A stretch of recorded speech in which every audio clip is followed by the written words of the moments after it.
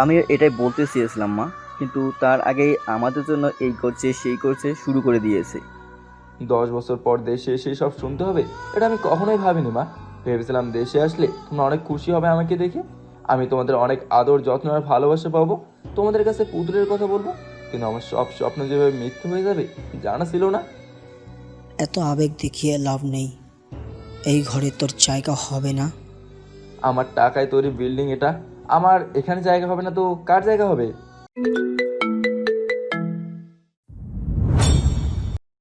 বুকের ভেতরটা ধুকপুক ধুকপুক করছে। দীর্ঘ 10 বছর পর আজ নিজের দেশে ফিরছি, আপন মানুষগুলোকে দেখবো। আমি যে দেশে ফিরছি সেটা অবশ্য কাউকে জানায়নি। বাড়ি ফিরে আব্বু আম্মু আর ছোট ভাইকে সারপ্রাইজ দেবো বলে কাউকে কিছুই জানেনি। সবাই হয়তো আমাকে দেখে খুব অবাক হবে আর খুশি হবে। দুবাই আন্তর্জাতিক বিমানবন্দরে বসে আছি, 7 ঘন্টার ট্রানজ্যাকশন। মনটা কিছুতেই মানছে না, ইচ্ছে করছে উড়ে চলে যাই দেশে। এতটা ছটফট করছে মনটা, একটু ঘুমিয়ে নিই, তাতে হয়তো সময়টাও চলে যাবে আর বুকের ছটফটটাও বন্ধ হবে। আবার মাথায় চিন্তা আসছে, যদি ঘুমের কারণে প্লেন উড়ান দিয়ে দেয়, তাহলে আমাকে রেখে। দুই বন্ধু একসাথে বাড়ি ফিরছি। 10 বছর প্রবাস জীবনের 7 বছর দুই বন্ধু একসাথেই কাটিয়েছি। ওর নাম সবুজ, দেশের বাড়ি মুন্সিগঞ্জের আধারা গ্রামে, আর আমি ওর পাশে নারায়ণগঞ্জের সদরে। আচ্ছা, তুই এত ছটফট করছিস কেন? কি হয়েছে বলতো? মনটা কেমন জানি করছে রে, নিজেদের স্বাভাবিক করতেই পারছি না। এত বছর পর বাড়ি ফিরবো, আপন মানুষগুলোকে দেখবো, সবাই আমাকে দেখে কেমন রিয়াকশন করবে সেটা ভাবছি। আমিও তো 10 বছর পর দেশে যাচ্ছি, কই আমি তো তোর মতো ছটফট করছি না। আচ্ছা আমি একটু ঘুমাই, সময় হলে তুই আমাকে ডাকিস। বলেই আবির ব্রেঞ্চে শুয়ে পড়ে। সবুজ মুখে হাত রেখে হাসে। সবুজ মোবাইল টিপতে ব্যস্ত হয়ে যায়। আবির ঘুমানোর চেষ্টা করছে, কিন্তু ঘুম কিছুতেই আসে না। একবার এপাশ তো আরেকবার ওপাশ করছে। সবুজ এটা দেখে একা একাই মাথা নাড়ছে আর হাসছে। সবুজ আবার মোবাইল টিপতে ব্যস্ত হয়ে পড়ে। বেশ অনেকটা সময় ফাইনালি সেই কাঙ্ক্ষিত সময় আসে। এয়ারপোর্টের সকল ফর্মালিটি শেষ করে দুই বন্ধু প্লেনে উঠে বসে। কয়েক ঘন্টা পর প্লেন এসে ল্যান্ড করে হজরত শাহজালাল আন্তর্জাতিক বিমানবন্দরে।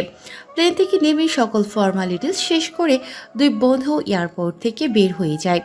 এরপর গাড়ি ঠিক করে দুই বন্ধু বিদায় নিয়ে যে যার গন্তব্যে রওনা দেয়। 2 ঘন্টা পর আবির এসে নিজের গন্তব্যে পৌঁছায়। গাড়ি থেকে নেমে গাড়ি ভাড়া দিয়ে বাড়ির সামনে এসে দাঁড়ায়। দুই চোখ ভরে বাড়িটা দেখছে আবির। নিজের কষ্টের টাকা দিয়ে তৈরি এই বাড়ি। বাহির থেকে ডাকতে থাকে নিজের আব্বু আর ভাইকে। আব্বু, আকিব কোথায়? তোমরা বের হয়ে দেখো কে এসেছে। বাহির থেকে কারোর কণ্ঠ শুনে সবাই বের হয়ে আসে। আবির ভেবেছিল তাকে দেখে সবাই খুশিতে এসে জড়িয়ে ধরবে, কিন্তু আবিরকে ভুল প্রমাণ করে দিয়ে কেমন মন খারাপ হয়ে গেছে সবার। আবির এগিয়ে বলে, আব্বু কেমন আছো তুমি? আমাকে দেখে খুশি হওনি তোমরা? খুশি হওয়ার মতো কি হয়েছে? তুমি কাউকে কিছু না বলে এভাবে চলে আসলে কেন? এটা কেমন কথা আকিব? আমি 10 বছর পর দেশে আসলাম আর তুই আমার সাথে এইভাবে কথা বলছিস। আব্বু তুমি কিছু বলছো না যে? কি বলবো আমি, তোর এভাবে আসাটা ঠিক হয়নি। আমি 10 বছর পর দেশে আসলাম আব্বু, কোথায় ভাবলাম তোমরা খুশি হবে আমাকে দেখে। আর তোমরা বলছো আমি কেন আসলাম? সে 18 বছর বয়সেই দেশ ছেড়ে গিয়েছিলাম, আর 28 বছর বয়সে ফিরে আসলাম, আর তোমরা আমাকে বলছো কেন আসলাম? খুশি হবার মতো তো কিছু হয়নি, এখনো ঋণ শেষ হয়নি, আর তুই দেশে ফিরে আসলি। ঋণ শেষ হয়নি মানে কি আব্বু? আমি তো 10 বছরের সকল টাকা তোমাদের দিয়েছি, নিজের কাছে একটা টাকাও রাখিনি, আর ঋণ শেষ হয়নি মানে কি? দেখছো আব্বু, আসতে না আসতে টাকার হিসেব চাইছে। এজন্যই কি তুমিও এত টাকা ঋণ করে ওকে দেশের বাইরে পাঠিয়েছিলে? আমি কোথায় টাকার হিসেব চাইলাম আকিব? তুই আব্বুকে কেন উল্টাপাল্টা কথা বলছিস? আব্বু বললো ঋণ শেষ হয়নি, তাই বললাম। তুই যে কি বলতে চাইছিস সেটা আমি বুঝতে পারছি। কয় মাসের জন্য আসছিস সেটা বল। কয় মাসের জন্য আসছি মানে? কি আব্বু, এখনো ঘরে পা রাখতে পারলাম না আর তুমি যাওয়ার কথা বলছো? দেখছো আব্বু, তুমি কি বললা আর ও কি উত্তর দিল? এই তুই এত বেশি কেন বুঝতেছিস? হ্যাঁ, আকিব আমি তো 4 বছরের বড়, তুই আমাকে তুই করে বলছিস? আব্বু তুমি শুনছো? তো এত লাফালাফি করার কি হলো এসে? তুই বলেছ তুই কি হয়ে গেছে? হ্যাঁ, কি আব্বু, এত সকালে এমন চেঁচামেচি কেন? আবির অবাক হয়ে সামনে থাকা মেয়েটার দিকে তাকিয়ে আছে। এ তো তার ভালোবাসার মানুষ পুতুল। পরনে লাল রঙের শাড়ি, গলায় স্বর্ণের নেকলেস, কানে স্বর্ণের দুল। 2 হাত ভর্তি স্বর্ণের চুড়ি, নাকি ছোট্ট একটা স্বর্ণের নাকফুল। দেখে মনে হয়েছে সদ্য পুতুলের বিয়ে হয়েছে। পুতুলকে দেখে আবির তার আব্বুকে উদ্দেশ্য করে বলে, ও আচ্ছা, তাহলে এই কথা। তোমরা আগে থেকেই জানতে আমি আসবো আর এতক্ষণ আমার সাথে মজা করছিলে? পুতুলকে আগেই বউ সাজিয়ে এখানে নিয়ে এসেছো। পুতুল, তোমাকে না বলছিলাম আমি আসার পর আব্বু আমাকে সব কিছু বলবো? তুমি আগেই সব বলে দিয়েছো। যাক, ভালোই হলো। আব্বু, আমি এখন খুব টায়ার্ড, আগে রেস্ট করব, তারপর তোমরা কাজে ডেকে পুতুলের আমার বিয়ে পড়িয়ে দিও। বলেই আবির বাড়ির দিকে এক পা এগোতেই আকিব আবিরের বুকে হাত রেখে থামিয়ে দেয়। আবির নিজের বুকের দিকে একবার তাকিয়ে আকিবের দিকে তাকায়। আকিবের চেহারা রাগে লাল হয়ে গেছে। আকিব রাগী কণ্ঠে বলে, তোর সাহস তো কম না, তুই আমার বিয়ে করা বউকে বিয়ে করার কথা বলছিস?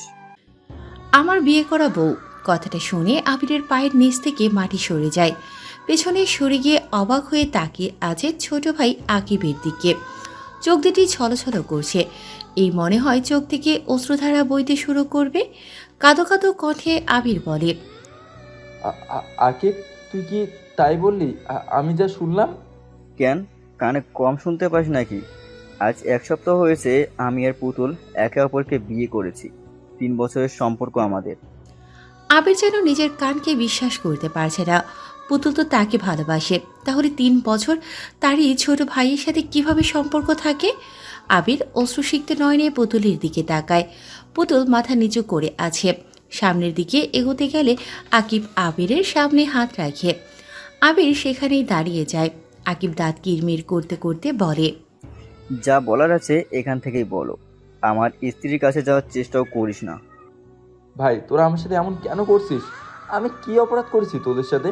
আমি তো তোদের সকল চাওয়া পাওয়া পূর্ণ করেছি, তাহলে কেন তোরা আমার সাথে এমন নিষ্ঠুরতম আচরণ করছিস? গতকালও তো তোরা আমার সাথে কত ভালো করে কথা বললে, তাহলে আজকে কি এমন হয়ে গেছে যে তোরা আমার সাথে এমন করছিস? সেটা গতকালের কথা ছিল, আজকের হিসাব আলাদা। আর কি বলবি, তুই আমাদের সকলের চাওয়া পাওয়া পূর্ণ করেছিস, তাই না? দেশের সব কিছুর দাম কত তুই জানিস? মাস শেষে মাত্র 50,000 টাকা পাঠিয়েছিস। তাতে কি হয় আমাদের? আব্বু আম্মুর ওষুধের কত খরচ সেটা তুই জানিস। নিজে তো এর আগে রাজার হারিয়েছিলি, আমরা জানি না মনে করছিস? মাস শেষে তুই 1 লাখ টাকা বেতন পেতি, আর আমাদের বলতি তোর বেতন 60,000 টাকা। 10,000 টাকা তোর খাওয়ার খরচ, আর বাকি টাকা বাসায় দিস। 1 লাখ টাকা বেতন আমার? ভালোই বললি ভাই। আর আমি রাজার হালে ছিলাম ওখানে। আমি ওখানে কত কষ্ট করছি সেটা আমি জানি। একটা রুমে আমরা 10 জন ছিলাম, ছোট্ট একটা রুম, একজনের উপরে আরেকজন, ছোট্ট একটা বাথরুম দিয়েছে সবার জন্য। রান্না করার জন্য সিরিয়ালে দাঁড়িয়ে থাকতে হতো। আমার এমনও রাত কেটেছে, না খেয়ে ঘুমিয়েছি। তোদের জন্য আমি কি না করছি, আর তোরা এখন আমাকে এইসব শোনাচ্ছিস? হায় রে বেঈমান! মুখের ভাষা ঠিক করে কথা বল। তোর সাহস তো কম না, তুই আমাদের বেঈমান বলছিস? আব্বু, তোমার ছোট ছেলে আমাকে এত কিছু বললো, তুমি তো তখন কিছু বললে না ওকে? আর আমি একটা কথা বলেছি, তাতেই তোমার এত রাগ হয়ে গেল? এই যে এত বড় বাড়ি করেছো কার টাকায়? এত দামি পোশাক পরে আসো, সেটা তো আমার টাকায়। সবার হাতে এত দামি মোবাইল, এটাও তো আমার টাকায়। আর কি, তুই যে বাইক কিনেছিস সেটা তো আমার টাকায়। 10 বছর আগে যখন আমি ইরাকে যাই, তখন তোমাদের কি ছিল আব্বু? ছোট্ট একটা ভাঙা ঘর। আর আজ 10 বছর পর এত বড় বিল্ডিং করেছো, সেটা তো আমারই টাকা। তোর টাকায় সব করেছি আমরা, তাই না? তোকে বিদেশে পাঠানোর জন্য যে তোর আব্বু নিজের জমি বিক্রি করেছে, সেটা কি তোর মনে নেই? আমি আমার মায়ের দেওয়া গয়নাও বিক্রি করেছি, সেটা কি তোর মনে নেই? আর আজ এসে বলছিস সব কিছু তোর? আবির নিজের মায়ের কণ্ঠ শুনে বাড়ির দরজার দিকে তাকায়। উপরের কথাগুলো বলতে বলতে ঘর থেকে বের হয়ে আসে আকলিমা বেগম। আবির অবাক হয়ে তার মায়ের দিকে তাকিয়ে আছে। মা, তুমিও এসব বলছো? 10 বছর পর দেশে এসেছি, কত স্বপ্ন 2 চোখে নিয়ে। সেই স্বপ্ন তোমরা আমার চোখের পানি দিয়ে মুছে দিলে। আমার ভাই আর আব্বু আমাকে বাসার ভিতরে যেতে দিতে চাইছে না। যাকে আমি ভালোবাসতাম তাকে আমার ছোট ভাই বিয়ে করে নিয়ে এসেছে। আমি এই দুঃখ কার কাছে বলবো মা? তুমিও স্বার্থমরের মতো কথা বলছো। তুই পুতুলকে ভালোবাসলে কি হবে? পুতুল ভালোবাসে আকিবকে, আর মা বাবা হিসাবে আমাদের যা করার আমরা তাই করেছি। আর তুই কাউকে কিছু না বলে কেন দেশে আসছিস? এখনও যে ঋণ আছে সেগুলো এখন কে দেবে? দেশে আর কয়েকটা বছর পর আসলে কি হতো? আমি এটাই বলতে চেয়েছিলাম মা, কিন্তু তার আগেই আমাদের জন্য এই করছে সেই করছে শুরু করে দিয়েছে। 10 বছর পর দেশে এসে সব শুনতে হবে, এটা আমি কখনোই ভাবিনি মা। ভেবেছিলাম দেশে আসলে তোমরা অনেক খুশি হবে আমাকে দেখে, আমি তোমাদের অনেক আদর যত্ন আর ভালোবাসা পাবো, তোমাদের কাছে পুতুলের কথা বলবো। কিন্তু আমার সব স্বপ্ন যেভাবে মিথ্যে হয়ে যাবে জানা ছিল না। এত আবেগ দেখিয়ে লাভ নেই, এই ঘরে তোর জায়গা হবে না। আমার টাকায় তৈরি বিল্ডিং এটা, আমার এখানে জায়গা হবে না তো কার জায়গা হবে?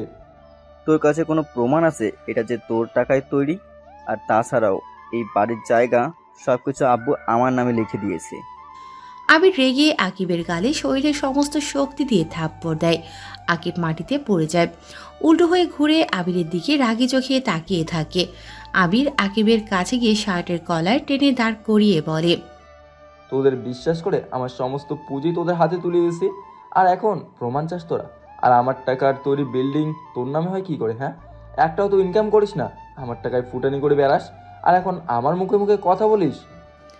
আবিরের কথা শেষ হবার আগে আরফান শেখ আবিরের হাত আকিবের কলার থেকে ছাড়িয়ে আবিরের গালে থাপ্পড় দেয়। আবির অবাক হয়ে তাকায় আরফান শেখের দিকে। আরফান শেখ রাগী কণ্ঠে বলে, অনেক সময় থেকে তোর সব কিছু সহ্য করছি, বেয়াদবির একটা সীমা থাকে প্রয়োজন। হ্যাঁ, তোর টাকা দিয়ে আমরা সব কিছু করেছি, আর তোকে এই ঘর ঢুকতে দেব না। তুই কি করতে পারিস কর গিয়ে। আরফান শেখের কথা শুনে আবিরের চোখ থেকে পানি ঝরতে থাকে। এত সময় অনেক কষ্টে চোখের পানি আটকে রাখলেও এখন আর পারল না। চোখের পানি গাল গড়িয়ে মাটিতে পড়তে থাকে। আকলিমা বেগম এগিয়ে এসে বলে, এখানে দাঁড়িয়ে নাটক না করে তোর জন্য ওই যে বনের ঘর বানানো আছে, গিয়ে সেখানে নাটক কর। এই বাসায় তোর জন্য কোনো জায়গা নেই। আর তোমরাও এখানে দাঁড়িয়ে ওর কথা শুনছ? ঘরে এসে দরজা বন্ধ করে দাও। ইচ্ছে হলে ওই ঘরে থাকবে, আর ইচ্ছে না হলে এখান থেকে চলে যাবে। সবাই একসাথে বাসার ভিতরে চলে যায়। আবির সেখানেই হাঁটু ভাঁজ করে বসে মাটির দিকে তাকিয়ে কান্না করতে থাকে। বুক ফেটে কান্না আসছে আবিরের।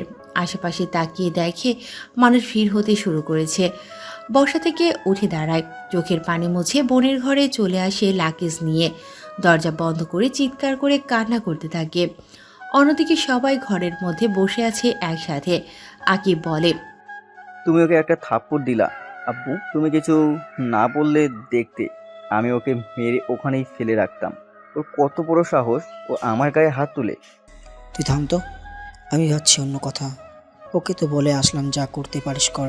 এখনও যদি পুলিশের কাছে যায় তখন কি হবে? ওসব নিয়ে তুমি চিন্তা করো না তো আব্বু। ওর কাছে কোনো রকমের কোনো প্রমাণ নেই, ও চাইলেও আমাদের কিছু করতে পারবে না। তুমি শুধু টেনশন করছো। আকিব কিন্তু ঠিকই বলেছে আব্বু। আবিরের কাছে এমন কোনো প্রমাণ নেই যে চাইলেই আমাদের নামে মামলা করতে পারবে। উল্টো আমরা চাইলে ওর নামে মামলা করতে পারবো। আপনি যে জমি বিক্রি করেছেন ওর বিদেশ যাবার সময়, এটা তো সবাই জানে। ও কিছু করতে চাইলে আমরা ওর নামে মামলা করে বলবো ও আমাদের সেই টাকা দেয়নি। বৌমা কিন্তু ঠিকই কথা বলেছে। আমিও যে গহনা বিক্রি করেছি তারও প্রমাণ আছে। আচ্ছা, এসব এখন ছাড়ো, সময় হলে সব কিছু দেখে নিব। সকাল সকাল একটা তামাশা করে দিল। নাস্তা রেডি করেছো? খোদায় পেট জ্বলছে। আব্বু, আপনার আর আকিবের পছন্দের বিরিয়ানি রান্না করেছি আমি আর আম্মু। আপনারা হাত মুখ ধুয়ে আসুন, আমি টেবিলে খাবার দিচ্ছি। উফ, বিরিয়ানির কথা শুনেই তো জিভে পানি চলে আসছে। আব্বু চলো, আর লেট না করে হাত ধুয়ে খেতে বসে পড়ি। সবাই একসাথে উঠে হাত মুখ ধোয়ার জন্য চলে যায়। অন্যদিকে আবির কান্না করতে করতে মাটিতেই ঘুমিয়ে পড়ে। বিকেল 4টায় মোবাইলের রিংটনের ঘুম ভাঙে আবিরের। মোবাইল হাতে নিয়ে দেখে তার বন্ধু সবুজের কল। কল রিসিভ করতেই ওপাশ থেকে সবুজ বলে, কিরে মামা, কেমন আছিস? বাসায় গিয়ে একেবারে ভুলেই গেলে, একটা ফোনও করলি না এখনো পর্যন্ত।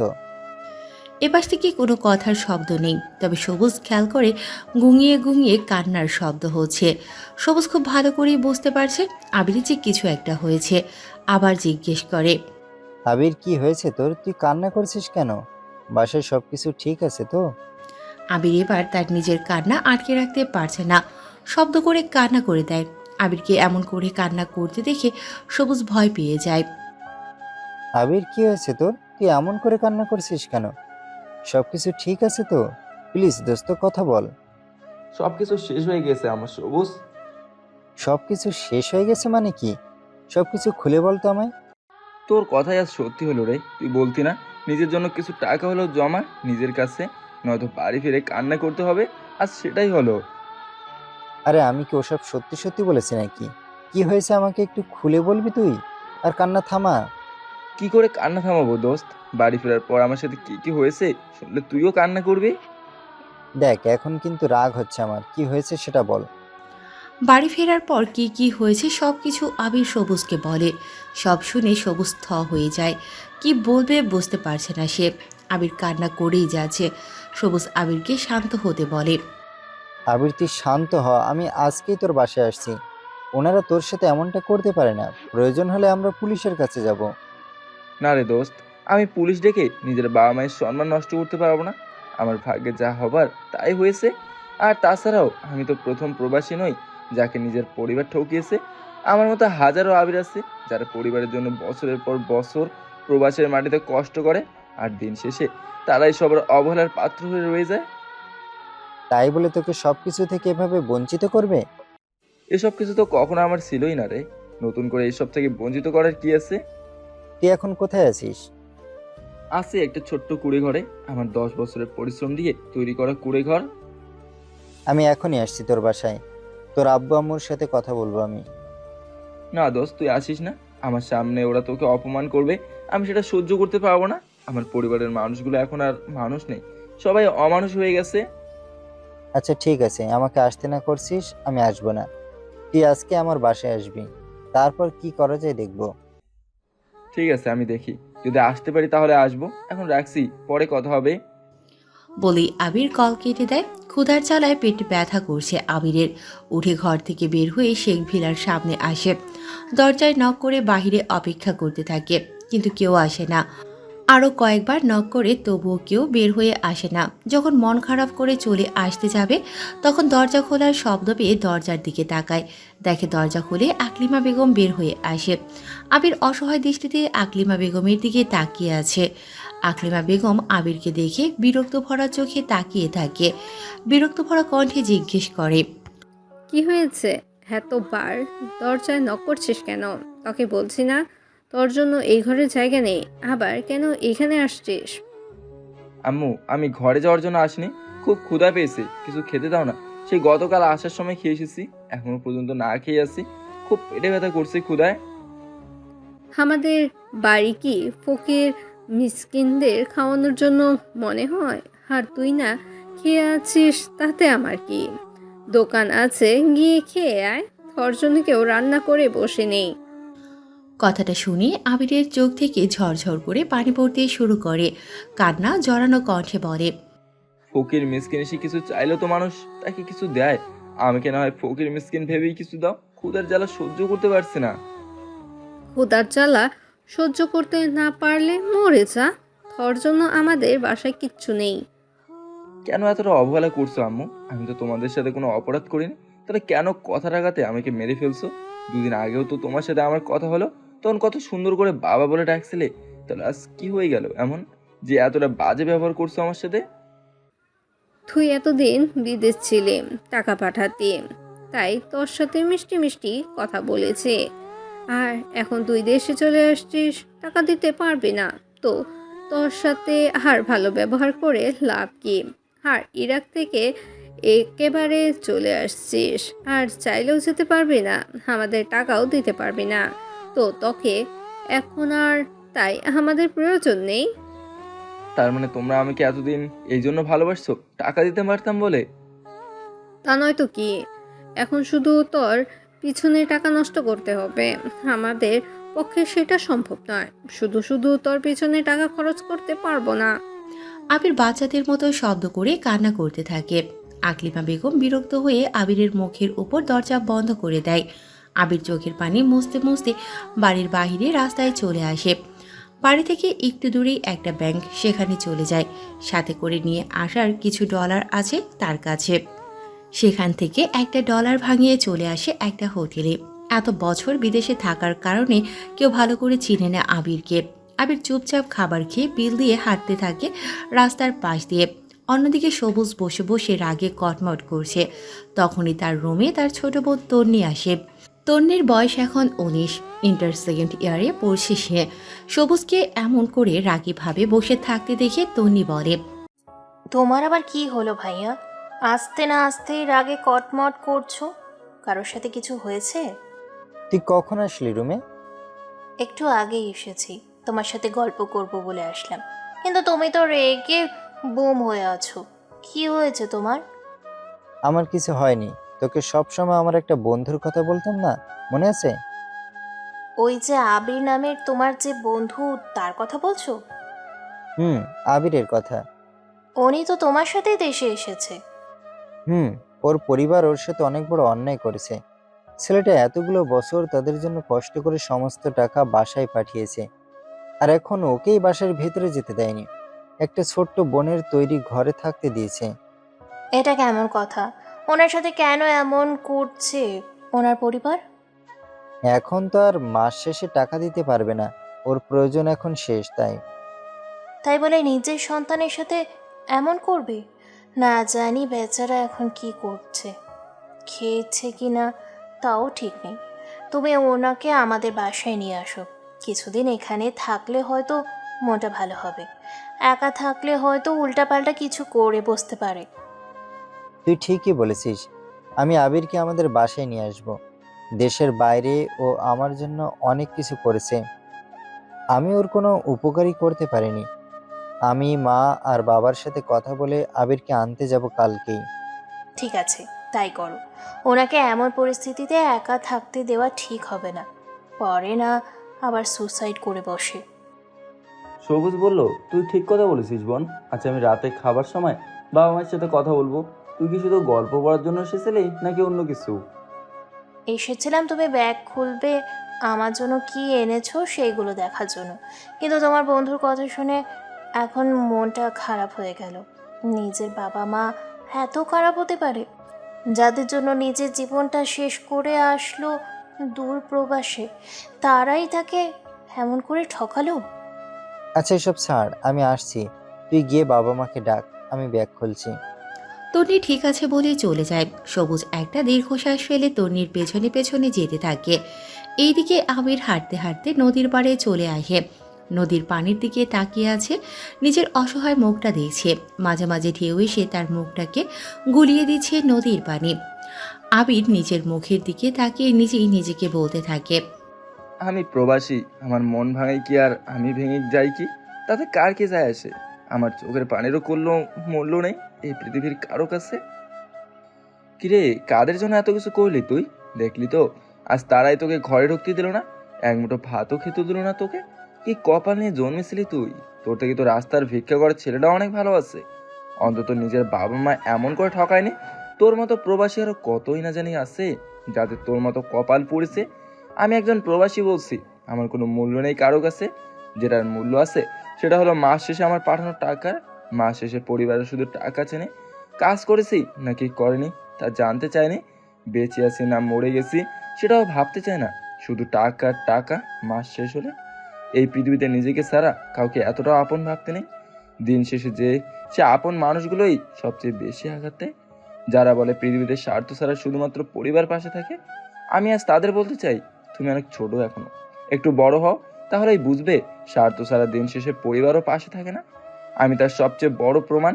একজন প্রবাসী দিন শেষে কাজ করে যতটা না ক্লান্ত হয়, তার থেকে বেশি ক্লান্ত হয়ে যায় পরিবার থেকে দেওয়া অতিরিক্ত চাপ আর মিথ্যে অভিনয়ের ভালোবাসা দেখলে। 18 বছর বয়সে পরিবার সংসারের সকলের চাপ আমার কাঁধে চাপিয়ে পাঠিয়ে দিল সেই দূর প্রবাসে। আশেপাশে মানুষকে দেখানোর জন্য বিল্ডিং তুললো, এলাকার সবার থেকে বেশি জমি কিনলো, কিন্তু এটা একবারও ভালো না এই ছোট্ট ছেলেটা এত চাপ কি করে বহন করলো। মাসের পর মাস কেটে গেছে প্রবাসে, কত কষ্ট করে পরিবারের সকল চাওয়া পাওয়া পূর্ণ করলাম, আর দিন শেষে আজ আমি হেরে গেলাম সেই পরিবারের কাছে। নিজের জন্য কিছুই জমা রাখেনি পরিবারকে খুশি রাখার জন্য, আজ তারাই আমাকে পর করে দিল। সবাইকে পূর্ণ করতে গিয়ে আজ আমি শূন্য হয়ে গেলাম। একজন প্রবাসী এর চেয়ে বেশি কষ্টের আর কি হতে পারে? এই সব দেখার আগে প্রবাসী কেন আমার মৃত্যু হয়ে গেল না? তাহলে তো মনের মাঝে এতটুকু সান্ত্বনা নিয়ে মরতে পারতাম। আমার পরিবারের মানুষগুলো আমাকে ভালোবাসে, হোক না সেই সান্ত্বনাটা মিথ্যে, তবুও তো তাদের আসল রূপটা দেখতে হতো না। এতটা আঘাত আর অপমান সহ্য করতে হতো না আমাকে। যাকে এতটা ভালোবাসলাম সেও আমাকে ঠকিয়ে আমরা আপন ছোট ভাইকে বিয়ে করলো। সবাই আমাকে শুধু ব্যবহারই করে গেল, কারো থেকে একটুখানি সত্যিকারের ভালোবাসা পেলাম না। সবাই শুধু নিজেদের স্বার্থে আমাকে ব্যবহার করেই গেল।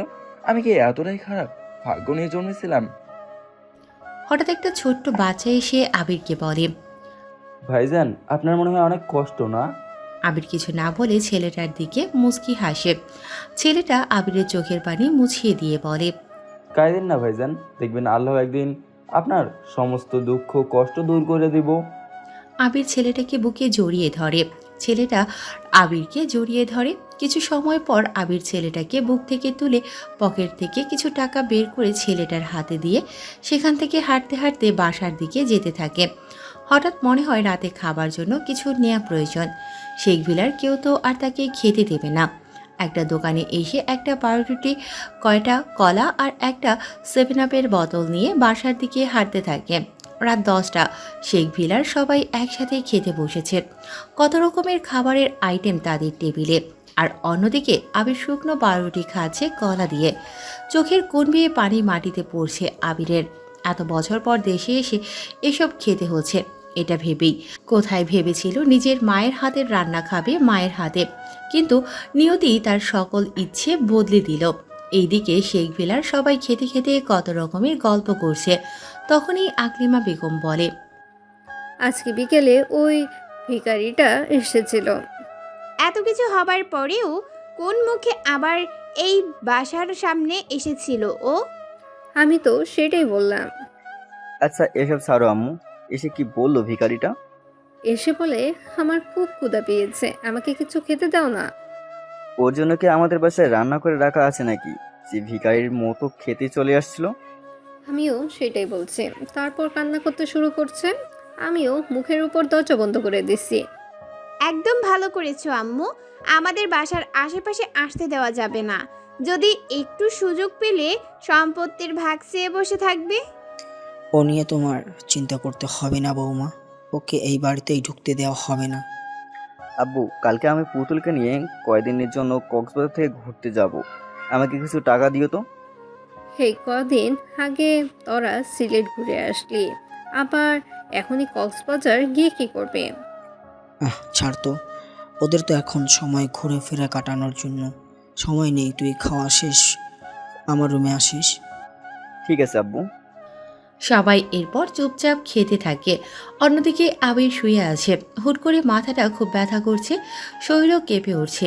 নিজেই নিজের কপালে হাত রেখে বুঝতে পারে জ্বর এসেছে, কিন্তু কি করবে, তাকে দেখার জন্য যে কেউ নেই। অনেক কষ্ট করে শোয়া থেকে উঠে দাঁড়ায়। একটা তোয়ালে নিয়ে ঘর থেকে বের হয়ে চলে আসে কল্পার। মাথায় অনেক সময় নিজেই পানি দেয়। এরপর তোয়ালে ভিজিয়ে পুরো শরীর মুছে নেয় ভালো করে। এই গরমের মধ্যে প্রচণ্ড শীত করছে তার। একটা বালতিতে করে অল্প পানি নিয়ে ঘরের ভেতরে চলে আসে। ব্যাগ থেকে নিজের একটা টি শার্ট বের করে কিছু অংশ ছিঁড়ে শুয়ে নিজেই নিজের মাথায় জলপট্টি দিতে থাকে। গায়ের উপরে থাকা কাঁথাটা ভালো করে গায়ে জড়িয়ে নেয়, কিন্তু শীত কিছুতেই কমছে না। শরীর একটু পরপর কেঁপে কেঁপে উঠছে। একে তো শরীরে জ্বর, অন্যদিকে ব্যথায় মাথা ছিঁড়ে যাচ্ছে। ওষুধ এনে দেবার জন্য একজন মানুষ নাই। অনেক কষ্ট করে ঘুমানোর চেষ্টা করে আবির। ঘুমোলে হয়তো একটু ভালো লাগবে সেজন্য। অন্যদিকে আকিব তার আব্বু আম্মুর রুমে আসতেই আরফান শেখ ওয়ার্ড্রপের লক খুলে 20,000 টাকা আকিবের হাতে দিয়ে বলে, এখানে 20,000 টাকা আছে, বৌমাকে নিয়ে ঘুরে আয়। আর আরও টাকা লাগলে আমাকে কল দিস, আমি তোর বিকাশে পাঠিয়ে দিব। আচ্ছা ঠিক আছে আব্বু, তোমরা তাহলে ঘুমিয়ে পড়ো, অনেক রাত হয়ে গেছে। ঠিক আছে, তুই গিয়ে ঘুমিয়ে পড়। আর কালকে কখন যাবি তোরা? এই 8টার দিকে বাসা থেকে বের হব। ট্যাক্সি ভাড়া করে নিয়েছিস তো? হ্যাঁ আব্বু, একটু আগেই কল করে আনোয়ার কাকাকে বলেছি। আচ্ছা ঠিক আছে, তাহলে কি এখন ঘুমিয়ে পড়, রাত তো অনেক হয়ে গেছে। আকিব মাথা নেড়ে রুম থেকে বের হয়ে যায়। আরফান শেখ গিয়ে শুয়ে পড়ে। হায়রে পৃথিবী, যে সন্তান বাবা মায়ের সুখের জন্য এতগুলো বছর গাধার মতো কষ্ট করে প্রবাসে খেটে এলো, সে এতটা অসুস্থ, কিন্তু তাকে দেখার জন্য কেউ নেই। আর অন্যদিকে আরেক ছেলেকে ঘুরতে যাবার জন্য কোনো প্রশ্ন না করেই 20,000 টাকা দিয়ে দিল। এটাই হয়তো নিয়তি। আপনি যত কষ্ট করবেন কারোর জন্য, সেই আপনাকে লাথি দিয়ে দূরে সরিয়ে দেবে। পরের দিন সকাল 7টা। আবির ঘুম থেকে উঠে বসে আছে। জ্বর আর মাথা ব্যথা কিছুটা কমেছে, তবে মাথাটা খুব ভার হয়ে আছে। উঠে কোনো রকমে ফ্রেশ হয়ে রাতে বাকি থাকা রুটি আর কলা খেয়ে ঘর থেকে বের হয় ওষুধ কিনে আনার জন্য। ঘর থেকে বের হতেই দেখে আকিব আর পুতুল ব্যাগ নিয়ে ট্যাক্সিতে উঠছে। পাশেই তার আব্বু আম্মু দাঁড়িয়ে আছে। আবির সামনে যাবে কি যাবে না ভাবতে ভাবতে চলেই আসে। আবিরকে দেখে সবাই বিরক্ত ভরা চোখে তাকায়। আবির সেটা খুব ভালো করেই বুঝতে পারে। এই তুই এখানে কেন আসছিস আবার? আমি তো একটু বাইরে যাচ্ছিলাম আম্মু। আকিব কি কোথাও যাচ্ছে? সেটা জেনে তোর কি কাজ, হ্যাঁ? যেখানে যাচ্ছিলি যা, আমাদের পারিবারিক বিষয়ে তোকে কেউ নাক গলাতে বলেনি। আমি কি তোমাদের পরিবারের বাইরে আম্মু? আমি তো এই পরিবারের বড় ছেলে। তোকে বলছি না, আমাদের একটা সন্তান, আর সেটা হলো আকিব। তুই আমাদের পরিবারের কেউ না। যখন তুই আমাদের না জানিয়ে দেশে এসেছিস, তখন থেকে তোর সাথে আমাদের সকল সম্পর্ক শেষ। আর তাই আমাদের পারিবারিক বিষয় এরপর আর নাক গলাতে আসবি না। এতগুলো বছর পর দেশে আসলাম, কাল রাত থেকে আমি এতটা অসুস্থ, তোমরা তো আমার একটা খবরও নিলে না আব্বু। তোমাদের জন্য কি আমি কিছুই করিনি? অসুস্থ অবস্থায় তোমাদের থেকে একটু সেবা আমি কি আশা করতে পারি না? তুই মরে গেলেও আমাদের কিছু কি যায় আসে না। আসছে, ওনার সেবা করতে হবে। আমাদেরকে কি নিজের চাকর মনে করিস নাকি? সামনে থেকে যা তো। আম্মু শুধু শুধু ওর সাথে কথা বলে সময় নষ্ট করো না তো। তোমরা বাসার ভিতরে চলে যাও, আমরাও আসছি, আমাদের লেট হয়ে যাচ্ছে। ঠিক আছে, পৌঁছে আমাদের কল করে জানিও। আমাদের বাসার আশেপাশে ওকে যদি দেখো তাহলে পুলিশ ডেকে ধরিয়ে দিবা, যত সব আবর্জনা। আবির মাথা নিচু করে চোখের পানি ফেলতে থাকে।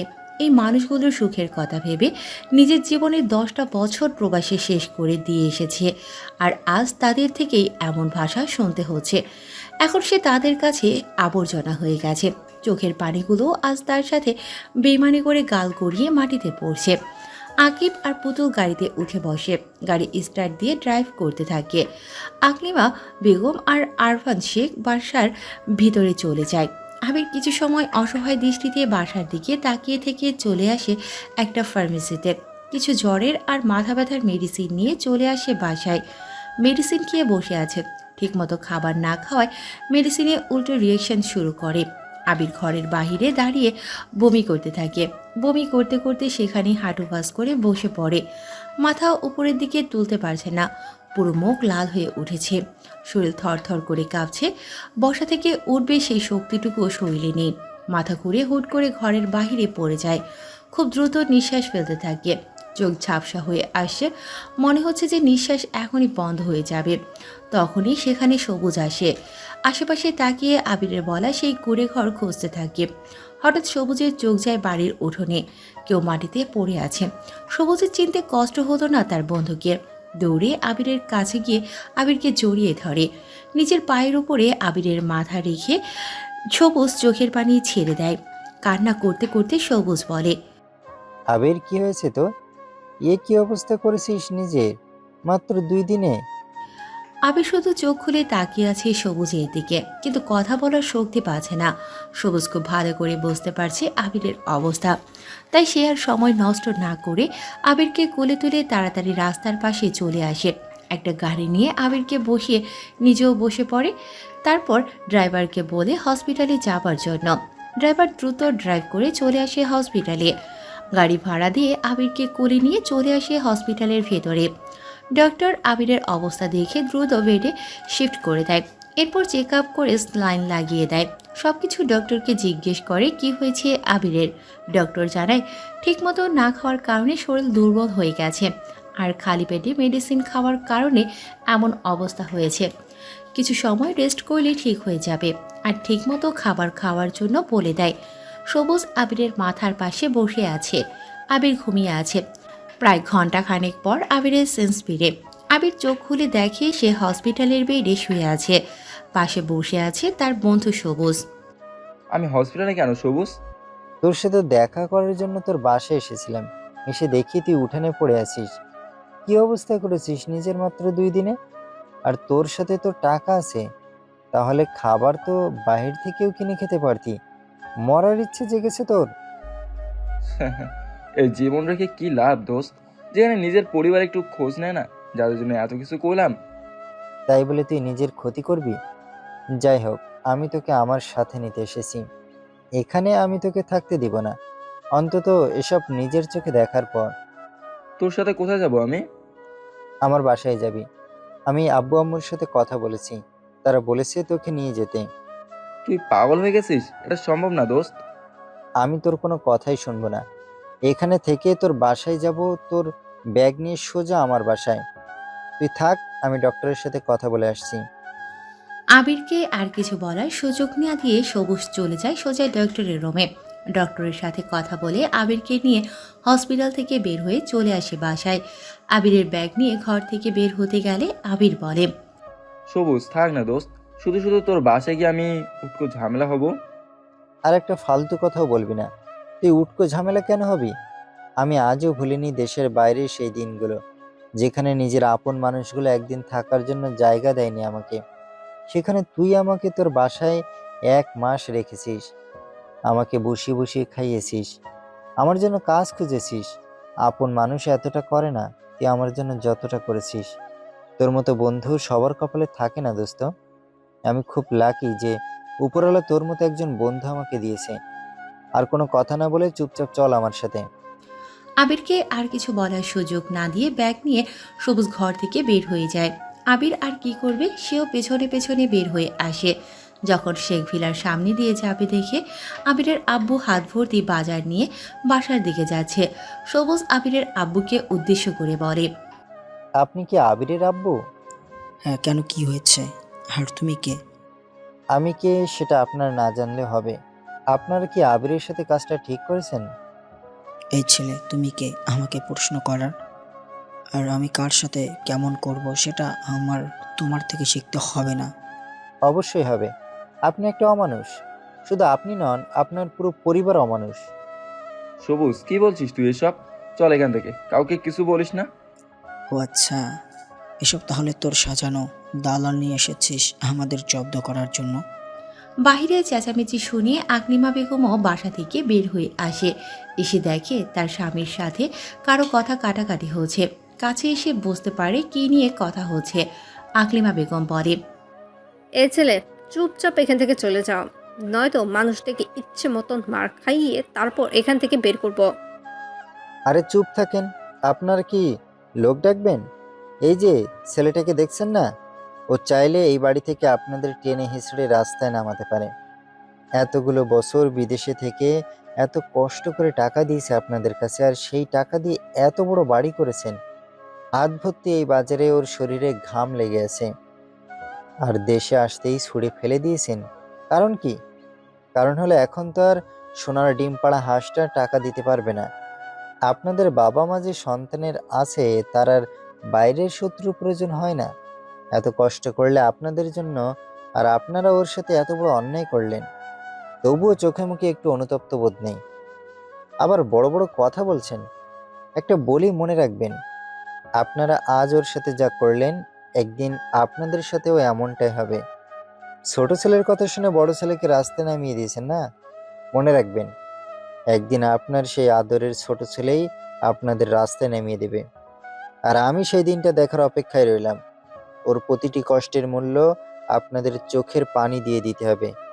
আপনাদের শেষ সময় কাটবে এই শহরের কোনো বৃদ্ধাশ্রমে। আবির, আয়।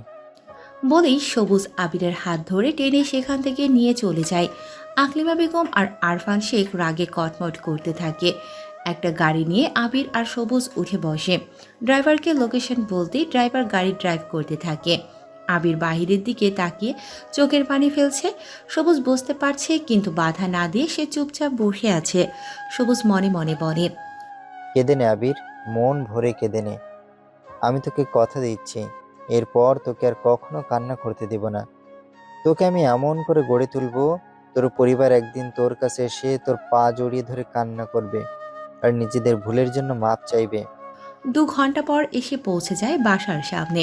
আবির চোখের পানি মুছে গাড়ি থেকে নেমে যায়। সবুজ আবিরের ব্যাগ নিয়ে গাড়ি থেকে নেমে গাড়ি ভাড়া দিয়ে আবিরকে নিয়ে বাসার ভেতরে চলে আসে। সবুজের আব্বু আম্মুর পা ছুঁয়ে সালাম করে আবির। এরপর সবুজ সবার সাথে আবিরের পরিচয় করিয়ে দেয়। তন্নি এক কোণে দাঁড়িয়ে আছে। চোখ তার আবিরের দিকে। আবির বিষয়টা লক্ষ্য করেও এড়িয়ে যায়। আমরা সবুজের থেকে কাল রাতে সব শুনেছি বাবা। তুমি এখন থেকে এখানেই থাকবে আর এটাকে নিজের বাড়ি মনে করবে। আর তুমিও আজ থেকে সবুজের মতো আমাদের আরেকটা ছেলে। আবিরের চোখ ছলছল করছে, আর একটু সময় এখানে থাকলে চোখের পানি আটকে রাখা তার জন্য সম্ভব হবে না। সবুজ আবিরের বিষয়টা খেয়াল করে, তাই আবিরকে নিয়ে নিজের রুমে চলে যায়। আবিরকে উদ্দেশ্য করে বলে, তুই ফ্রেশ হয়ে নে, আমি একটু বাইরে থেকে আসছি। আর শোন, এসে যেন এভাবেই বসে থাকতে দেখি না। পিছনে কি হয়েছে সবকিছু ভুলে নতুন করে জীবন শুরু করতে হবে। আমি তোর সাথে আছি। আবির কিছু না বলে মাথা নাড়ে। সবুজ চলে যায়। আবির ব্যাগ খুলে একটা টি শার্ট, প্যান্ট আর তোয়ালে নিয়ে চলে আসে ওয়াশরুমে। ঝর্ণা ছেড়ে দিয়ে নিচে দাঁড়িয়ে থাকে। এত সময় কষ্ট করে যে চোখের পানি আটকে রেখেছে, এখন সেই চোখের পানি আর আটকে রাখতে পারছে না। চিৎকার করে কান্না করতে থাকে। ঝর্ণার পানির সাথে চোখের পানিগুলো ঝরতে থাকে আবিরের। তন্নি, আবির কোথায় রে? উনি তো মনে হয় রুমেই আছে, ডেকে দিব? রুমে নেই, আমি এইমাত্র রুম থেকে আসলাম। কি বলছো? আমি তো ওনাকে রুম থেকে বের হতে দেখিনি একবারের জন্য। ব্যালকনিতে দেখেছো? অথবা ওয়াশরুমে গেছে কিনা? ওয়াশরুমে দেখা হয়েছে কিন্তু ব্যালকনিতে যায়নি। আচ্ছা, আমি ব্যালকনিতে গিয়ে দেখছি। আবির কিছু খেয়েছে? না ভাইয়া, আসার পর থেকে রুম থেকে বের হয়নি। আমি ব্যালকনিতে গিয়ে দেখছি। তুই ওর জন্য একটা প্লেটে করে খাবার নিয়ে আয়। বলেই সবুজ রুমের দিকে যেতে থাকে। আর তন্নি ডাইনিং টেবিলে গিয়ে একটা প্লেটে আবিরের জন্য খাবার নিতে থাকে। সবুজ ব্যালকনিতে এসে দেখে আবির সোফায় বসে আছে। চোখ তার এক দৃষ্টিতে দূর আকাশের দিকে তাকিয়ে আছে। সবুজ আবিরের কাঁধে হাত রাখে। আবির চমকে উঠে পিছনে তাকিয়ে সবুজকে দেখে শান্ত কণ্ঠে বলে, কি, বাসায় কখন আসলি? একটু আগেই। তুই এখানে বসে আছিস কেন? ভালো লাগছে না কিছু, তাই তো? সেই কখন আসছিস তুই? এখনো না খেয়ে আছিস কেন? ক্ষুধা নেই রে, পরে খাবো। তা তুই কোথায় গেছিলি হঠাৎ করে? একটু কাজ ছিল। আর ক্ষুধা নেই বললেই হবে? ডক্টর বলে দিয়েছে তোকে ঠিকমতো খাবার খাওয়ার জন্য। এখন আর কথা না বলে রুমে আয়। তন্নি তোমার জন্য খাবার নিয়ে আসছে। আবার তন্নিকে কেন বিরক্ত করতে গেলি শুধু শুধু? কে বললো আমি বিরক্ত হয়েছি? আসুন রুমে এসে খাবার খেয়ে নিন। এখন তো চল। আমার বোন কিন্তু খুব জেদি। ওর কথা না শুনলে ও তোকে খামচে দিবে। সবুজের মুখে এই কথা শুনে আবিরের মলিন মুখে একটু হাসি ফুটে ওঠে। তন্নি অপলক দৃষ্টিতে আবিরের সেই হাসির দিকে তাকিয়ে আছে। আবিরকে এখনো বসে থাকতে দেখি সবুজ আবিরের হাত ধরে টেনে রুমে নিয়ে আসে। এরপর বেডে বসিয়ে দেয়। কিছু বলবে তার আগেই সবুজের মোবাইল বেজে ওঠে। কল রিসিভ করে কথা বলতে বলতে রুম থেকে বের হয়ে যায়। তন্নি আবিরের সামনে বসে খাবারের প্লেট এগিয়ে দিয়ে বলে, না খেলে আরও অসুস্থ হয়ে যাবেন তো। ভাইয়ার থেকে তো শুনেছি আপনি অনেক গুড বয়। এখন গুড বয়ের মতো খেয়ে নিন তো। আপনি যান, আমি খেয়ে নেব। আমি আপনার ছোট, তাই আমাকে আপনি করে বলা চলবে না, আমাকে তুমি করে বলতে হবে। আচ্ছা ঠিক আছে, তাই বলবো, কিন্তু এত খাবার তো আমি খেতে পারবো না। কোথায় এত খাবার এখানে? সবগুলো খাবার খেয়ে উঠতে হবে, সেটাও এখনই, নাকি আমি খাইয়ে দেব? তন্নির কথা শুনে আবির অবাক হয়ে ওর দিকে তাকিয়ে থাকে। তন্নিরও চোখের দৃষ্টি আবিরে আটকে আছে। সবুজ রুমে আসতে গিয়ে দরজার সামনে দাঁড়িয়ে যায়। আবির আর তন্নির চোখে চোখে কথা হচ্ছে। সবুজ মুচকি হাসে। আবিরকে সে খুব ভালো করে চেনে। তন্নি নিশ্চয়ই এমন কিছু বলেছে, তাই সে তন্নির দিকে এমন করে তাকিয়ে আছে। কিন্তু তন্নি যে আবিরের প্রেমে পড়ে গেছে প্রথম দেখায়, সেটা সবুজ ভালো করে বুঝতে পারছে। আবিরের মতো ছেলে যদি তার বোনের জীবন সঙ্গী হয়, তাহলে তার বোন কতটা সুখে থাকবে সেটা সবুজের অজানা নয়। তাই আর রুমে না এসে অন্যদিকে চলে যায়। তন্নি আবিরকে উদ্দেশ্য করে বলে, আমাকে দেখার জন্য অনেক সময় পাবেন, এখন খাবার খেয়ে নিন। তন্নির কথা শুনে আবির কিছুটা লজ্জা পেয়ে যায়। মাথা নিচু করে চোখ বন্ধ করে ফেলে। তন্নি বুঝতে পারে আবির যে লজ্জা পেয়েছে, তাই মুচকি হেসে বসা থেকে উঠে দাঁড়ায় আর বলে, খাবার খেয়ে নিন, আমি একটু পরে এসে প্লেট নিয়ে যাব। আর হ্যাঁ, পুরোটা শেষ করতে হবে। বলেই তন্নি চলে যায়। আবির বোকার মতো তন্নির যাওয়ার দিকে তাকিয়ে আছে। তন্নি চলে যেতেই আবির নিজের মাথা চুলকাতে চুলকাতে বলে, আবির, তুই কি পাগল হয়ে গেছিলি? কেমন করে তুই তন্নির দিকে তাকিয়েছিলি? ও তোর বন্ধুর ছোট বোন, আর বন্ধুর বোন তোরও বোন হয়। আর তুই এটা ভুলে যাস না, তোর এমন বিপদের সময় সবুজ তোকে আশ্রয় দিয়েছে, যেন তোর পরিবার তোকে অবহেলা করে দূরে সরিয়ে দিয়েছে। তাই এমন কিছু করিস না যাতে সবুজ কষ্ট পায়। আরও অনেক কিছু বলতে বলতে খাবার খেতে শুরু করে। রাত 10টা এখন। আবির ব্যালকনিতে এসে খোলা আকাশের দিকে তাকিয়ে আছে। তখনই কারো পায়ের শব্দ শুনতে পায়। পেছনে ঘুরে দেখে তন্নি তার পেছনে দাঁড়িয়ে আছে। তন্নিকে দেখে কিছুটা ইতস্তত বোধ করে। তন্নি আবিরকে উদ্দেশ্য করে বলে, রাতে আকাশ দেখতে বুঝি আপনার খুব ভালো লাগে? এর আগেও অনেকবার দেখেছি এই রাতের আকাশ, তবে আজ অনেক কিছু মনে হচ্ছে আকাশের দিকে তাকিয়ে, যেটা এতদিন মনে হয়নি। আচ্ছা, আজ কি মনে হচ্ছে আকাশের দিকে তাকিয়ে? ওই যে চাঁদটাকে দেখছো, সে কিন্তু খুব একা। এত বড় আকাশে এত তারা থাকার পরেও ঠিক আমিও ততটাই একা, সবাই থাকার পরেও। এটা জানেন তো, যদি ওই চাঁদটা না থাকতো তবে এই আকাশে তারাগুলোকেও দেখা যেত না। তাই চাঁদ কিন্তু সবার ঊর্ধ্বে। তাতে কি লাভ বলো, তবুও তো সে একাই। আমি ভাইয়ার মুখে আপনার সব কথা শুনেছি। জানি আপনার মনে অনেক কষ্ট জমে আছে, কিন্তু কি বলুন তো, আমরা তো চাইলেও অতীতকে ঠিক করতে পারবো না। তাই আমি মনে করি অতীতকে ভুলে যাওয়াই ভালো। গতকাল আপনার সাথে কি হয়েছে সেটা ছিল আপনার অতীত, তাই বর্তমানকে সুন্দর করে সাজানোর চেষ্টা করুন। তবুও কিছু কিছু অতীত থেকে যায় যা মানুষকে প্রতিনিয়ত কষ্ট দিয়ে যায়। আপনার মনে ঠিক কতটা কষ্ট জমে আছে সেটা বোঝার ক্ষমতা আমার নেই, তবে এতটুকু বলতে পারি, আপনি যাদের জন্য কষ্ট পাচ্ছেন তারা তো আপনার কথা মনে করছে না। তাহলে আপনি কেন শুধু শুধু তাদের কথা ভেবে আপনাকে কষ্ট দিচ্ছেন? তোমার কথা ঠিক তো নেই, তবুও যাই হোক না কেন, তারা আমার আব্বু আম্মু, তারা আমাকে বাসায় ঢুকতে দেয়নি বলে আমার এতটুকুও কষ্ট নেই। কষ্ট শুধু আমার সেখানেই, কি অপরাধে আমার সাথে তারা এমন করলো। পৃথিবীতে সবাই আপনজন হয় না, কেউ কেউ নিজেদের স্বার্থে আপনজন সেজে থাকে। হয়তো তারাও নিজেদের স্বার্থে আপনজন সেজেছিল। তবে একটা কথা জানেন তো, খারাপ সময় মানুষকে এটা চিনিয়ে দেয় কে আপন আর কে পর। সেটা এতদিনে বুঝতে পেরেছি। আমি একটু একা থাকতে চাইছি, প্লিজ। ঠিক আছে, আমি চলে যাচ্ছি, তবে নিজেকে কষ্ট দিবেন না, আর এটা আপনার কাছে আমার অনুরোধ রইল। বলেই তন্নি চলে যায়। আবির আবার আকাশের দিকে তাকিয়ে থাকে। একটা দীর্ঘশ্বাস ফেলে একা একা বলতে থাকে, ভালোবাসা, তোমাকে ধন্যবাদ এভাবে কষ্টের ঠিকানায় নিয়ে গেছো বলে। ভালোবাসা, তোমাকেই ধন্যবাদ স্বপ্নগুলো আমার এভাবে ভেঙে দিয়েছো বলে। ভরিয়ে দিলি তুমি আমার দুটি চোখ ব্যথার জলে। ভালোবাসা, তোমাকে ধন্যবাদ। দুঃখের মাঝে থেকেও ভালোবাসা, তোমাকেই শুধু মনে করব। নিজের বিরহ আগুনে নিজে এখন একা একা জ্বলে মরবো। বুঝিয়ে দিলে তুমি আমাকে সুখ আমার জন্য ওই দূর আকাশের চাঁদ। আমার হৃদয়টাকে আজ তুমি ভেঙে চুড়ে উড়ে দিয়েছো প্রতিবন্ধী। বুঝাতে চেয়েছো আমাকে আমার আমি ছাড়া আর কেউ নেই প্রতিদ্বন্দ্বী। অপূর্ণতার মাঝে রয়ে গেল আমার এই জীবনের স্বাদ। ভালোবাসা, তোমাকেই ধন্যবাদ। এতটা কষ্টের আগুন আমার বুকে জ্বলে দিয়েছো বলে। বুঝিয়ে দিলে ভালোবাসা, তুমি আমাকে এইসব প্রেম ভালোবাসা আমার মতো কপাল পড়ার জন্য না। সবুজ, আবির কোথায়? ওকে খাবারের জন্য ডাকলি না? আমি তো তন্নিকে পাঠালাম। কিরে তন্নি, আবির কোথায়? উনি একা একা আকাশ দেখছে, আর আমি তো খেতে আসতে বলতেই ভুলে গেছি। আচ্ছা, এক্ষুনি গিয়ে ডেকে আনছি। তোকে দিয়ে যদি একটা কাজও ঠিক মতো হয়, আর তোকে যেতে হবে না, আমি গিয়ে ডেকে আনছি। তন্নি মাথা নিচু করে চোখ বন্ধ করে ফেলে। সবুজ বসা থেকে উঠে তন্নির মাথায় টোকা দিয়ে রুমে এসে আবিরকে নিয়ে চলে আসে ডাইনিং রুমে। এরপর সবাই একসাথে খেতে শুরু করে।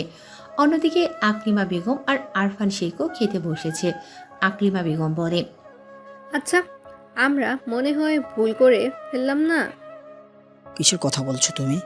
হাবির তো নিশ্চয় ওর সাথে করে স্বর্ণ নিয়ে এসেছে, সেইগুলো এখন হাতছাড়া হয়ে গেল না? এটা তো ভেবে দেখিনি, কি ভুলটাই না করলাম। বাসায় ঢুকিয়ে ভুলিয়ে ভালে সব কিছু নিয়ে তারপর বাসা থেকে বের করে দিলে ভালো হতো। এখন তার বলে লাভ হবে না। তাড়াহুড়ো করে কি ভুলটাই না করলাম, আগে যদি মনে পড়তো তাহলে এত বড় ভুল করতাম না। যাক গিয়ে বাদ দাও, সব টাকা পয়সা তো আমাদের কাছে দিয়েছে। কত টাকার জমিয়েছে, সেগুলো দিয়ে আর কি আনবে সাথে করে? আরও অনেক কিছু বলতে বলতে খাবার খেতে থাকে। অন্যদিকে আবির আর সবুজ শুয়ে আছে পাশাপাশি।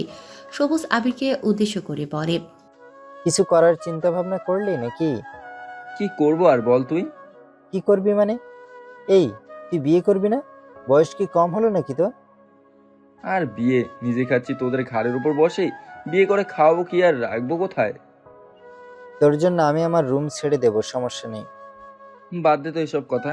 যাকে ভালোবাসলাম সে আমার ছোট ভাইকে বিয়ে করে বসে আছে। ভালোবাসার বিয়ে থেকে আমার মন উঠে গেছে রে। সবাই কি পুতুলের মতো নাকি? অনেক ভালো মেয়েও আছে। এই তুই সব বিয়ের কথা বাদ দিবি, নিজের বিয়ের কথা চিন্তা কর না। তুই আমার থেকে 1 বছরের বড়, মাথার চুল অলরেডি সাদা হতে শুরু করছে। পছন্দের কেউ থাকলে আঙ্কেল আন্টিকে বল, নয়তো মেয়ে দেখে বিয়ে দিয়ে দেবো। বাসায় আসার পর শুনতে পেলাম আমার মামাতো বোনের সাথে নাকি আমার বিয়ে ঠিক করে রেখেছে। অবশ্য মামাতো বোনকেও আমার পছন্দ ছিল আগে থেকে, একটু একটু, তাই আমি আর কিছু বলিনি। এটা তো গুড নিউজ, কিন্তু তুই তো আমাকে কিছু বললি না। বলার সুযোগ কোথায় পেলাম? আসার পর থেকে তোর সাথে এত কিছু হয়ে গেল। তোর মন কি ঠিক আছে? আচ্ছা, তা বিয়ে কবে? সেটা জানি না, তবে আব্বু আম্মু বেশি লেট করতে চাইছে না। তাহলে তো আরো ভালো। আচ্ছা এখন ঘুমিয়ে পড়, সকালে উঠে কথা হবে। কথা বলতে বলতে দুবন্ধু ঘুমিয়ে পড়ে। পরের দিন সকাল 10টা। সবুজের রুমে আবির সবাইকে ডাকে। সবাই এসে দাঁড়িয়ে আছে। আবির নিজের লাগেজ খুলে, সবাই তাকিয়ে আছে সেই দিকে। আবির লাগেজ খুলে একটা জায়নামাজ, সাথে তবজি আর একজোড়া স্বর্ণের হাতের বালা নিয়ে সবুজের আম্মুর সামনে দাঁড়িয়ে বলে, এনেছিলাম মায়ের জন্য আংটি, কিন্তু তারা তো আমাকে পর করে দিল। আপনি আমার মায়ের মতো, এগুলো নিলে আমি খুব খুশি হব। এসব তুমি আমাকে কেন দিচ্ছ বাবা? এসব তুমি তোমার কাছে রেখে দাও, তোমার কাজে দিবে। আমার আর কাজের নেই এগুলো আন্টি, বাবা মা তো বেঁচে থেকেও নেই, তাই আপনাকে নিজের মা মনে করে দিচ্ছি। যদি গ্রহণ করেন খুব খুশি হব। ঠিক আছে, আমি তোমাকে আমার ছেলে মনে করে এগুলো নিচ্ছি। তবে বালাজোড়া তুমি তোমার কাছে রাখো। আমি চাই এগুলো বিক্রি করে তুমি একটা ব্যবসা শুরু করো। এতে তোমারও একটা সুন্দর ভবিষ্যৎ গড়ে উঠবে। আমি ছেলে মনে করে বাকি জিনিসগুলো নিচ্ছি, তুমি মা মনে করে কথাটা রাখো। আবির মাথা নাড়ে। এরপর একটা জুব্বা, একটা ঘড়ি আর 2টা সেন্ট নিয়ে সবুজের আব্বুর সামনে গিয়ে বলে, মা তো ছেলে মনে করে আমার থেকে নিল, আপনি কি আমাকে ছেলে মনে করে এগুলো নেবেন না বাবা? কেন নেব না? আমার ছেলে আমাকে এসব দিচ্ছে, আমি কি করে না করি? তানভীর হাওলাদার আবিরের হাত থেকে জিনিসগুলো নিয়ে আবিরের মাথায় হাত বুলিয়ে দেয়। এরপর আবির একটা লেহেঙ্গা, একটা মেয়েদের ঘড়ি আর একটা স্বর্ণের চেন দিয়ে তন্নির সামনে দাঁড়িয়ে বলে, এগুলো এক ছলনাময়ী নারীর জন্য নিয়ে এসেছিলাম, কিন্তু সে আমাকে ঠকিয়েছে, তাই এগুলো আর তার জন্য নয়। তুমি সবুজের বোন, মানে আমারও বোন, তাই তুমি এগুলো গ্রহণ করলে খুবই খুশি হব। বোন কথাটা শুনে তন্নির রাগ হলেও সবার সামনে আছে বলে কিছু না বলে চুপচাপ আবিরের হাত থেকে চেন ছাড়া বাকি জিনিসগুলো নিয়ে বলে, আম্মু যেটা বলেছে আমিও সেটাই বলছি। এই চেনটাও সাথে বিক্রি করে আপনার ভবিষ্যৎ জীবনের জন্য কাজে লাগান। আবির মুচকি হেসে লাগেজের কাছে এসে আকিবের জন্য আনা শার্ট, প্যান্ট আর ঘড়ি নিয়ে সবুজের সামনে দাঁড়িয়ে বলে, তোকে তো আর নতুন করে বলার কিছু নেই, এগুলো কার জন্য এনেছি সেটা তুই জানিস। এখন তুই এগুলো নিয়ে আমি মনে করব আমি আমার ভাইকে দিলাম। যেখানে এসে বাবা মা বোন পেয়েছি, সেখানে এসে ভাইও পেলাম। সবুজ আবিরের হাত থেকে সবকিছু নিয়ে বলে, তুই আমার ভাই, আগেও ছিলি, এখনো আছিস, আর সারা জীবন থাকবি। তুইও এই বাড়ির সন্তান, আজ থেকে আমরা দুই ভাই। আবির সবুজকে জড়িয়ে ধরে। এরপর সবাই আবিরের সাথে আরো কিছু কথা বলে চলে যায়। সবুজের মোবাইল বেজে ওঠায় সবুজ রুম থেকে বের হয়ে যায়। তখনই সেখানে তন্নি আসে। আবির তন্নিকে দেখে বলে, তুমি আর চলে গেলে, আবার কখন আসলে?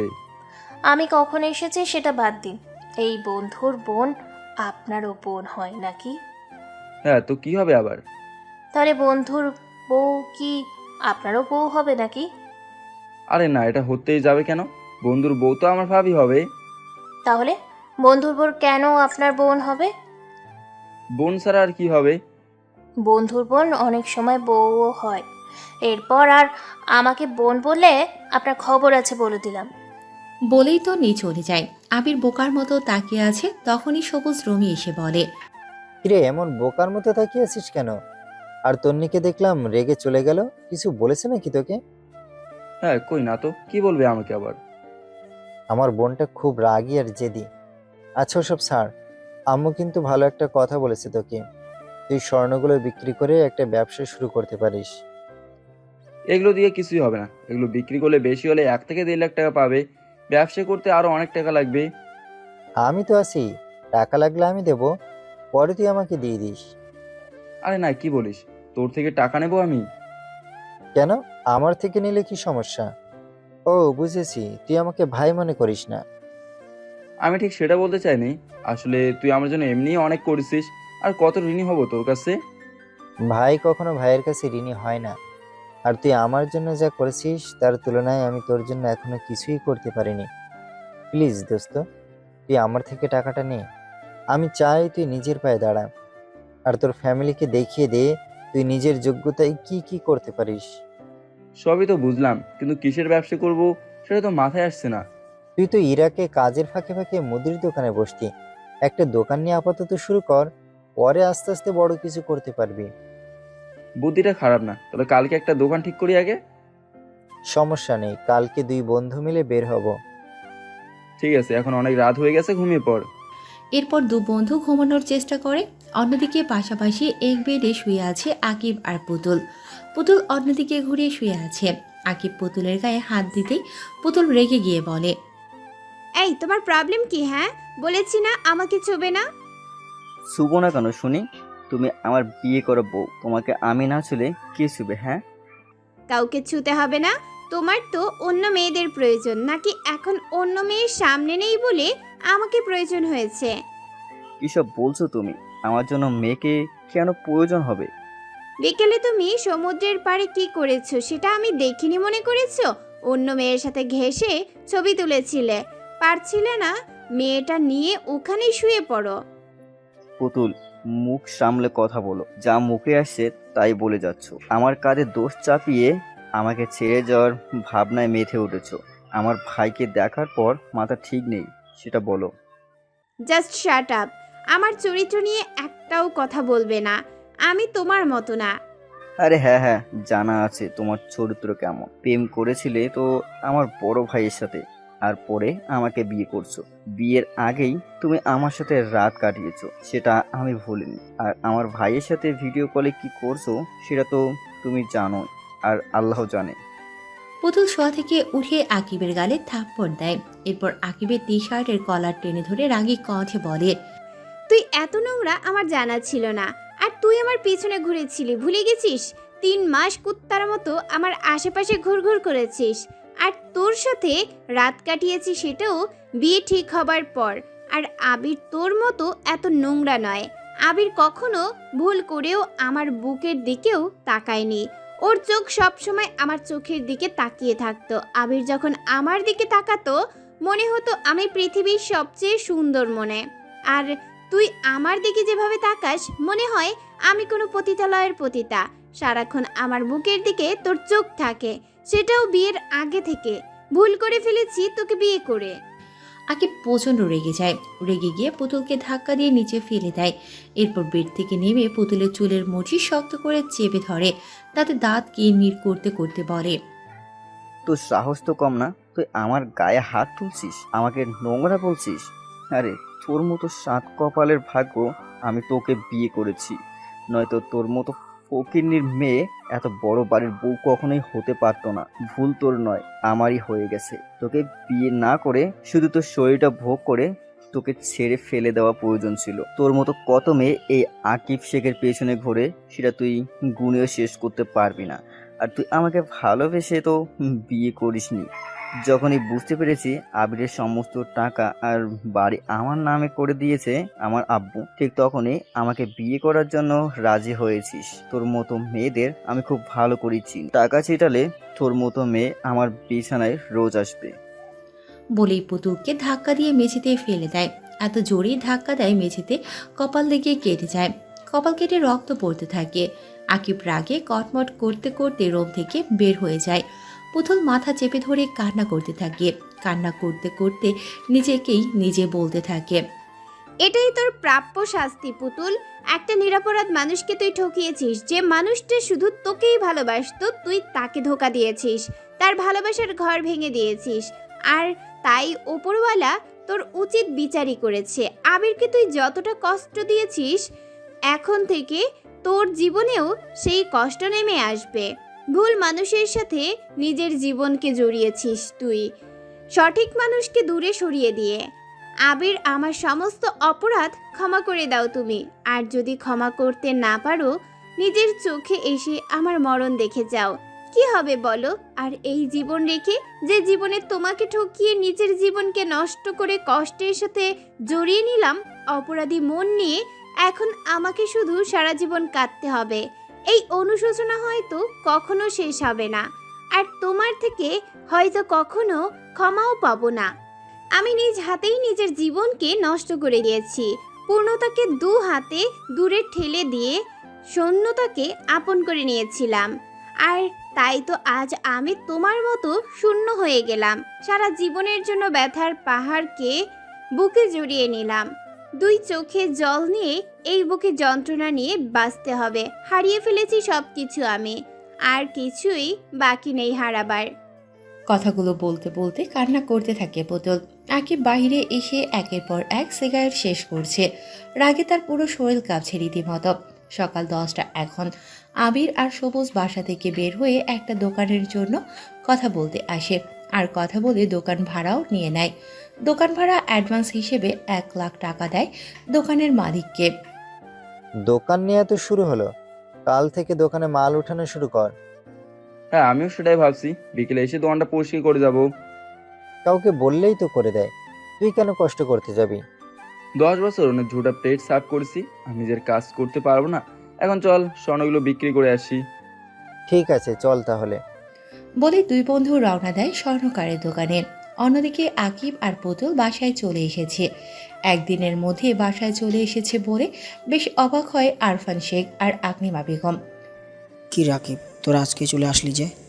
এই না বললি সপ্তাহখানেক থাকবি? বৌমা, কি হয়েছে তোমার? আর কপালে ব্যান্ডেজ কেন? সেটা আপনার ছেলেকেই জিজ্ঞেস করুন। বলে পুতুল নিচের রুমে চলে যায়। আরফান শেখ আর আকলিমা বেগম বেশ অবাক হয় পুতুলের এমন ব্যবহারে। দুজন গেল কত হাসি খুশি হয়ে, আর ফিরে আসলো এমন করে। আকিব, কি হয়েছে? তোদের মধ্যে কি ঝগড়া হয়েছে?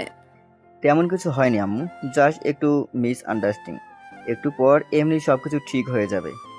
আর কেউ কিছু বলবে তার আগেই পুতুল হাতে ব্যাগ নিয়ে রুম থেকে বের হয়ে আসে। পুতুলের হাতে ব্যাগ দেখে আকলিমা বেগম অবাক হয়ে জিজ্ঞেস করে, বৌমা, তোমার হাতে ব্যাগ কেন? আর কোথায় যাচ্ছ তুমি? যেখানেই যাই না কেন, আপনাদের বাসায় আর নয়। আপনার ছেলের সাথে আমার পক্ষে সংসার করা সম্ভব না। আমাকে নিয়ে যার মনে এত নোংরা চিন্তা ভাবনা কাজ করে, তার সাথে আর যাই হোক সংসার করা যায় না। কি হয়েছে? খুলে না বললে আমরা বুঝবো কি করে? কি হয়েছে সেটা তো বলবে। আমি কিছু বলতে চাই না, আপনার ছেলের থেকে শুনে নেবেন। অনেক হয়ে গেছে পুতুল, তুমি যদি এখন এই বাসা থেকে চাও তাহলে আর কোনোদিনও এ বাসায় আসতে পারবে না, কথাটা মনে রেখো। ভয় দেখাচ্ছ তুমি আমাকে? শোনো মিস্টার আকিব, এই বাসা থেকে যাচ্ছি, আবার ফিরে আসার জন্য নয়। সারা জীবনের জন্য চলে যাচ্ছি আমি, আর খুব শীঘ্রই ডিভোর্স লেটারও পেয়ে যাবে তুমি। তোমার মতো নোংরা মনের মানুষের সাথে আমি সংসার করব না। বলেই সবাইকে পাশ কাটিয়ে পুতুল শেখ ভিলা থেকে বের হয়ে যায়। অন্যদিকে আরফান শেখ আর আকলিমা বেগম আকিবের দিকে রাগী চোখে তাকিয়ে আছে। আকিব চলে যেতে নিলে আরফান শেখ বলে, দাঁড়া সাকিব, আমি এসব নিয়ে কোনো কথা বলতে চাই না আব্বু। কথা বলতে চাই না বললেই তো আর হবে না। কি এমন হয়েছে তোদের মধ্যে যে বৌমা বাড়ি ছেড়ে চলে গেল আর কখনো বাড়ি ফিরবে না? আর তোরা কিছু না হলে তো ডিভোর্সের কথা উঠতো না? জেনে কি করবে তুমি? হ্যাঁ, আর ডিভোর্স দিবে? দিক, ওর মতো মেয়ের সাথে আমিও সংসার করব না। এসব নিয়ে আমি আর কোনো কথা শুনতে চাই না। আর যদি বেশি বাড়াবাড়ি করো এসব নিয়ে, তাহলে ঘাট ধরে বাসা থেকে বের করে দেবো তোমাদের। ভুলে যেও না, বাড়ি আর সব কিছু আমার নামে লেখা। বলিরাকে কটমট করতে করতে আকিব নিজের রুমে চলে যায়। পাথর হয়ে সেখানেই ঠায় দাঁড়িয়ে আছে আরফান শেখ আর আকলিমা বেগম। আরফান শেখ আকলিমা বেগমকে উদ্দেশ্য করে বলে, শুনলে তুমিও আমাকে কি বলে গেল?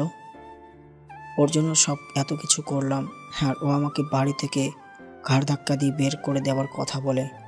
আজকের এই দিনটা দেখার জন্য কি ওর জন্য এত কিছু করেছি? আচ্ছা, বাদ দাও না। তুমি ওর কথা ধরে বসে আছো, রেগে আছে এখন, বুঝতে পারছে না। পরে সব কিছু ঠিক হয়ে যাবে। তুমি আমাকে সব কিছু বাদ দিতে বলেছ আকলিমা। ও ওর এত বড় সাহস হয় কি করে ও আমাকে এসব বলে? এই সব কিছু আমার বড় ছেলের সাথে করা অন্যায়ের ফল। আমি ছোট ছেলের ভবিষ্যৎ গড়ার জন্য বড় ছেলের জীবন নষ্ট করে দিয়েছি। ওকে সর্বস্ত করে বাসা থেকে বের করে দিয়েছি। তার ফল পাচ্ছি আমি। আমার জন্য সামনে আরও কত কিছু যে অপেক্ষা করছে আল্লাহ জানে। সবে তো মাত্র শুরু হয়েছে। আকলিমা বেগমকে কিছু বলার সুযোগ না দিয়ে আরফান সে নিজের রুমে চলে যায়। আকলিমা বেগম সেখানে সোফায় বসে পড়ে। এটাই হচ্ছে নিয়তির খেলা। আপনি কারোর সাথে যতটা অন্যায় করবেন কোনো কারণ ছাড়া, আপনাকেও ঠিক ততটাই পেতে হবে। যে ছেলেটা এই পরিবারকে গড়ে তোলার জন্য দূরপ্রবাসে নিজের শরীরের রক্তকে ঘাম বানিয়েছে, আর বিনিময়ে সেই পরিবার থেকেই এতটা কষ্ট আর অবহেলা পেয়েছে, তার ফল তো এই পরিবারকে পেতেই হবে। সব কিছুর জন্য অভিশাপের প্রয়োজন হয় না। কথায় আছে না, আল্লাহ ছাড় দেয় কিন্তু ছেড়ে দেয় না। প্রথম সিজনটা এখানেই শেষ করছি। কি হবে শেখ ভেলায় জানতে তো অবশ্যই মন চাইছে। আর আবির কি পারবে নিজেকে প্রতিষ্ঠিত করতে? শূন্য থেকে নিজেকে পূর্ণ করতে পারবে তো আবির নিজেকে? জানতে হলে এখনই MA স্টোরি চ্যানেলটি সাবস্ক্রাইব করে নিন। পরের সিজন নিয়ে আসছে খুব তাড়াতাড়ি। সে পর্যন্ত সবাই ভালো থাকুন, সুস্থ থাকুন। খোদা হাফেজ, টাটা, বাই বাই।